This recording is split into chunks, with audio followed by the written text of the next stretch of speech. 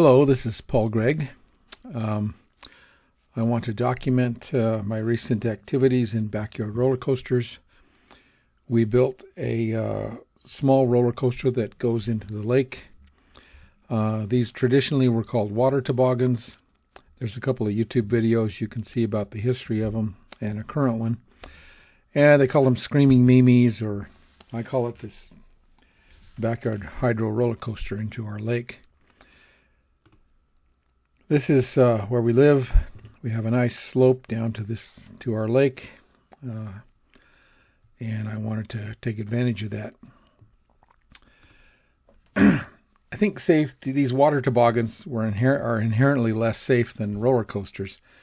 You can't really strap somebody to the cart because they need to get off when they get in the water at the end. Early toboggans, doesn't look like they had any provisions for keeping me on the track, so they were even more dangerous, and they probably had some accidents, and they haven't been very popular. But I definitely want to have this affixed to the track in the normal way that I do backyard roller coasters. Even though the wheels and the upstop parts will cause some drag in the water, it won't glide as far. But hopefully it'll glide far enough. I'm thinking maybe 200 pounds, the maximum rider weight. And if we have safety margin, then we can think about going over that. The physics and the math. The total drop is 10.3 feet or 3.14 meters. And so we calculate the potential energy at the top of the hill, and that should equal the kinetic energy or due to velocity at the bottom of the hill, because we know energy is always conserved. You don't lose energy, it just goes from one form of energy to another. So kinetic energy equals potential energy. The equation for kinetic energy is 1/2 mass times velocity squared. That's the kinetic energy. The potential energy is mass times the gravitational constant, 9.81 meters per second squared on Earth, times the height. So we have this equation. The mass cancels out on both sides. We can take the m out by dividing both sides of the equation by m. And we come up with 1/2 velocity squared equals gravitational constant times the height. Do a little bit of algebra. Remember, we know what the gravitational constant is. We know what the height is. We want to find out what the predicted velocity is at the bottom of the hill. So we do a little bit of algebra. We solve for velocity. We solve this equation for velocity. We come out with velocity equals the square root of 2 times gravitation constant times height. All in metric terms, metric units. And we plug in the numbers here. We come out with 7.85 meters per second velocity, which equates to 17.6 miles an hour. And that's pretty fast, although it'll be a little slower than that because there's always air friction energy that's converted to heat by friction and aerodynamic drag. We have these small soft rubber wheels, and the drag might be higher than we want. I thought about the end of the ramp where it goes into the water. What shape does it need to be? Straight's probably pretty good. Do we want it to be in the water when it comes off the track? Do we want it to be above the water? Do we want a little lip at the end pointing up so it kind of gets launched? And I figured we could figure that out in the end and see what we need to do based on how it works. I modeled everything in Fusion 360 by Autodesk, and I wanted to use 10-foot pieces of PVC pipe, and figured a radius of 26 feet would be pretty good, not too small, so to keep the centripetal acceleration forces down. And so I decided on what that radius should be. We know the velocity, we know the radius, so we can calculate the centripetal acceleration, which is a simple equation, velocity squared divided by the radius. And that comes out, if we plug the numbers into 7.82 meters per second squared centripetal acceleration. That is, we do a ratio to gravity acceleration divided by gravitational constant plus 1, and we come out with 1 is for gravity. We come out with 1.79 G. So that's not too bad. And we were trying to keep that low. Now we want to know what the loads are. If we say we have 230 pounds then of rider and cart, the cart load on the track will be 1.79 times 230, which is 413 pounds. That's how much load will be, a static equivalent load to the dynamic load. Divide that by 4 wheels, that's 103 pounds per wheel. But, there's 4 wheels, but 3 points define a plane. It's not built to the accuracy that all the wheels are going to see a quarter of the load all the time. And we also have some uncertainty there. So first off, we multiply that pound per wheel load by 206 pounds per wheel, just to be really conservative. And then we say, okay, the load's going to be on 3 wheels only, so we times that by 4/3, and we get 275 pounds load on 1 wheel. Conservatively, that's the load.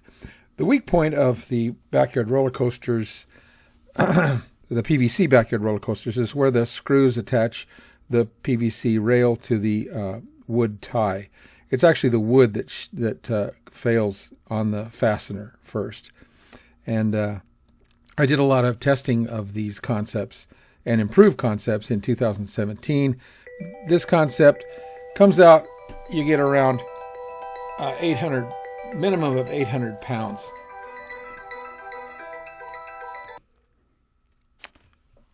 So I know that this joint can take at least 800 pounds.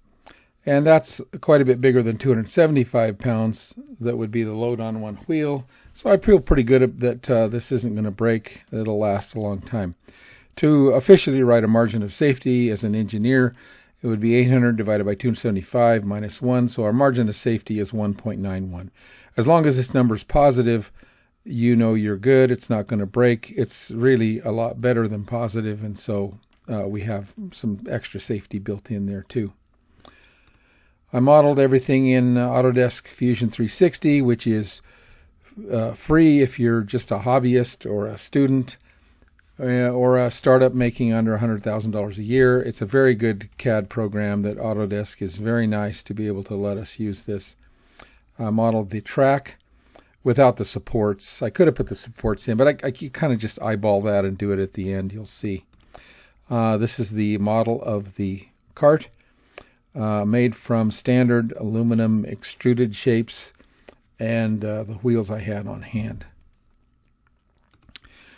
This is a drawing that you can have Autodesk Fusion 360 make from the model, and then you can put dimensions on it to take into the shop, print it out, and go and know enough to build something that is close to your model.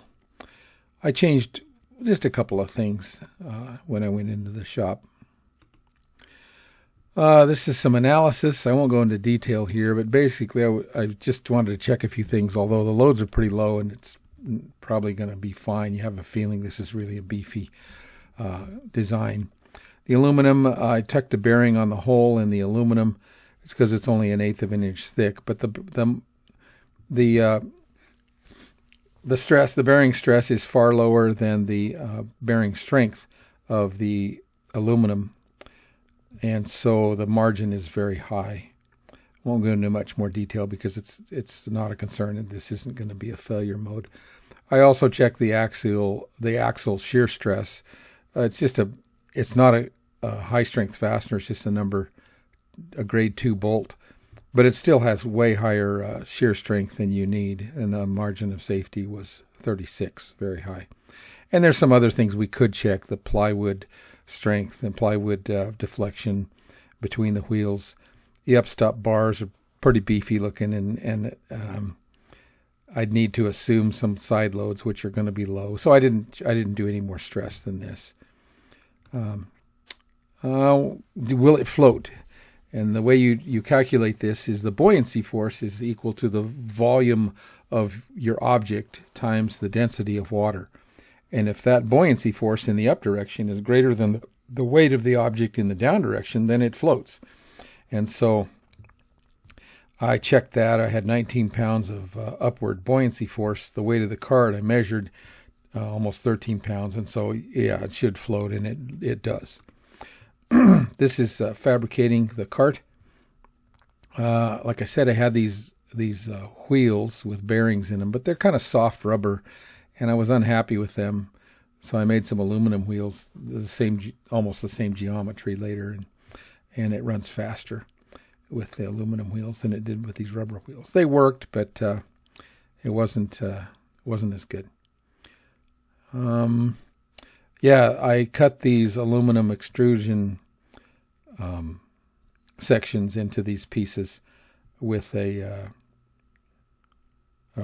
right angle grinder with a cutting disc on it. Nothing special there. I did form the PVC pipes with hot sand. I didn't make a good tool, so they didn't turn out as nicely curved as my last backyard roller coasters. I just drew an arc on the sidewalk and laid it down kind of near that arc, and that didn't result in as good of it certainly was curved and pretty nice, but if you want really good arced curve parts to the radius you want, you need to make a tool, a cool down tool, and lay it on there, and gravity forces it down to this really nice shape, and it's really high tolerance. Oh, these were not as good a tolerance, but they're good enough. The radius is very gentle. In fact, the radius is so gentle, I found out I was spray painting the PVC pipes black to prevent ultraviolet degradation. All plastics are degraded by this ultraviolet radiation that comes with sunlight. And so they'll last longer. The fracture toughness won't degrade. I painted them. But in painting them, I said, I'll just support these between two garbage cans. And in 90-degree weather, even in the shade, they actually drooped. Material creeps. We call it, engineers call it creep when the material can stretch or strain over a small amount very slowly over time. So over a day of sitting like this, they actually creeped to a 32-foot radius. And I was only looking for a 26-foot radius. And I added a little bit of weight and was able to get even higher or lower curvature. And so I really didn't need to hot form them with sand. And I did a few experiments that I documented somewhere else in another video about this phenomenon. These really aren't circular shapes, but they are some kind of gentle parabola that's nearly a circle, and I think it would have worked without the hot forming. So here I go in the yard and putting this up. Here's my robot lawnmower. I'm trying to only have one support on the lawn, and so this is just a temporary board here. And so I put it in place and then measure and build up the frames that will hold it. And this third member here, this 2x4, bunch of 2x4s that are spliced together, I call that the spine. So this is kind of a 3-member truss between the two PVC rails and the 2x4 running down the middle. It kind of makes a 3-member truss that's quite stiff and strong. This is the finished track. Here's the A-frames that are one's in the water, and then about every 5 or 10 feet, a frame that's holding it, that's stabilizing the whole thing. And it's pretty simple, really. 4 10-foot section and a 5-foot section at the top. So 45-foot long track. We tried it out. It worked well the first time. He did dive a little bit. My grandson here dove into the water a little bit, but with his practicing leaning back a little bit, he was able to just skim across the water with a little bit of skill. I like that they have to have a little bit of skill to skim across the water. They have to have a little bit of learning.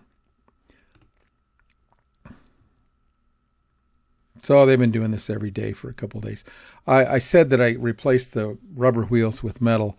I just got an aluminum pipe and cut them to the right length, and then used a step drill to put this recess in here so that it would accept my 22 millimeter outside diameter by 8 millimeter typical skateboard bearings.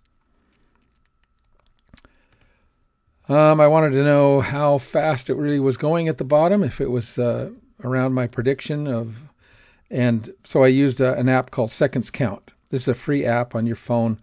You know the frame rate of your phone, and what it does is take a video and then it tells you the time between frames to 1,000th of a second, which is really nice. So if you know a distance in your video, like from this tie to this tie was 86 inches, and then you start at the frame when the front of the cart is there at the top, or at that frame, and then you just move the video down until you're at a spot down here 86 inches away, and it tells you what the time difference is between the start and the finish, and that was 0.250, a quarter of a second exactly. And so then you can, since you know the distance, you know the time, you can calculate the average velocity. So 86 inches divided by a quarter of a second is 344 inches per second, which is 19.55 miles an hour. That's more than the predicted 17.6 miles an hour, but they gave them a push at the top, and that's where that extra speed came from. And that's really nice, because older kids that want more thrill, you can push them at the top, and they go faster and skim further. And smaller children, you don't even have to start at the top. Small children, you can just take them up a little ways and let them go. They don't skim as well, but it gets them kind of used. They don't have to do the full thrill ride right from the start. So the younger ones like that too. My grandson, with some practice about leaning back a little bit, and a big push at the top, he was able to skim about 45 feet. For a 45-foot track, a 45-foot skim seems like a really good deal. Really happy with it. And they've been doing this again and again and again and again. And the aluminum wheels, everything seems to be holding up okay. My costs, I already had the deck screws left over from my other backyard roller coasters. And so I only bought PVC pipe and lumber, and that came up to about $220 for the whole project. So pretty reasonable for this much fun. And that is my 2022 summer fun backyard roller coaster project. Thanks for watching.